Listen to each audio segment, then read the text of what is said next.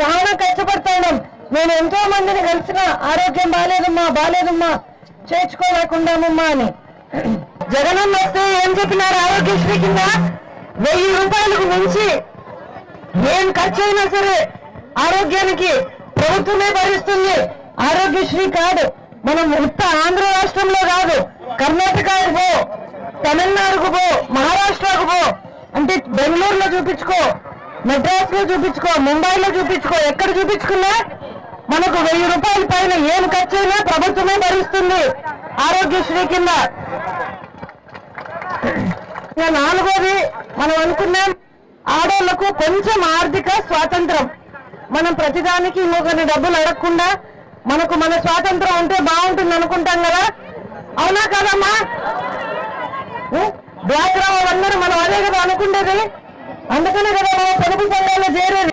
రవణ మొత్తం ఎక్స్ప్లెయిన్ చేసినాడు. మీకు రుణాలు మాఫీ చేస్తానన్నాడు. మాఫీ చేసినాడా? మాఫీ చేయలే. దాని మీద వడ్డీలు పెరిగిపోయినాయి. 14 నుండి వడ్డీ రూపాయి పెట్టాలి. ఆ వడ్డీలన్నీ పెరిగి ఇప్పుడు అన్ని పెరిగిపోయినాయి, వడ్డీలు పెరిగినాయి. జగన్ ఏం చెప్పినాడు? ఎన్నికల రోజుకు అంటే ఏప్రిల్ 11వ తారీఖు పొదుపు సంఘాల రుణాలన్నీ ఎంతైతే ఉంటాయో వాటన్నింటినీ 4 దఫాలలో మొత్తము మాఫీ చేస్తామన్నారు. జగనన్న మాట ఇస్తే నమ్మచ్చా? మనము జగనన్న మాట ఇస్తే నమ్మచ్చా? చంద్రబాబు మాట నమ్మచ్చా? నమ్మకూడదు, నమ్మలేము. మోసం చేస్తాడు ఆయన.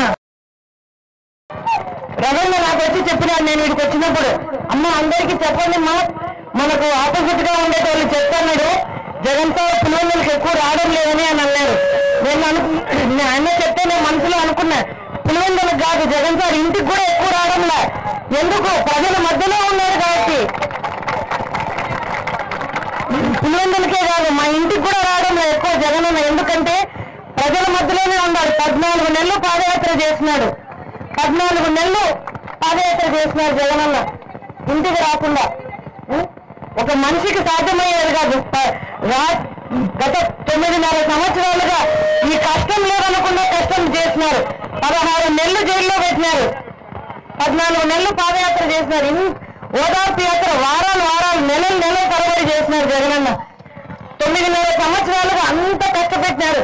జగనన్న కూడా ప్రజల కోసం అంతే కష్టపడినాడు. ఎక్కడే కానీ రాజీ పడలేదు. ఎక్కడే కానీ ఎంతో భయపెట్టడానికి ప్రయత్నం చేసినారు. నీకు అది చేస్తాం, నిన్ను మంత్రి సోనియా గాంధీ చెప్పినారు, నిన్ను మంత్రి చేస్తాం, ముఖ్యమంత్రిని చేస్తాం, ఇవన్నీ వద్దనుకున్నారు జగనన్న. ప్రజలే కావాలి, నేను ఇచ్చిన మాట కావాలని మాట కోసం ఎన్ని కష్టాలు పడినాడు. మనమంతా మన ఊళ్ళో మన ఊరు మనిషి జగనన్న. మనమంతా జగనన్నకు నిలబడి కాలు గుర్తుకు ఓటేసి అన్నవాళ్ళు చెప్తున్నారు, మనం వేసే ప్రతి ఓటు రాష్ట్రానికి మనం చేసే మేలు. మన ఎమ్మెల్యే కోసం కాదు మనం చేసేది, రాష్ట్రంలో రావాల్సిన మార్పుకు మనం వేసే ఓటు మంది. కాలు గుర్తుకు ఓటేసి జగనన్నను అవినాష్ అన్నను గెలిపించాలని మిమ్మల్ని అందరినీ ప్రార్థించి వేడుకుంటామమ్మా. నమస్తే అమ్మా.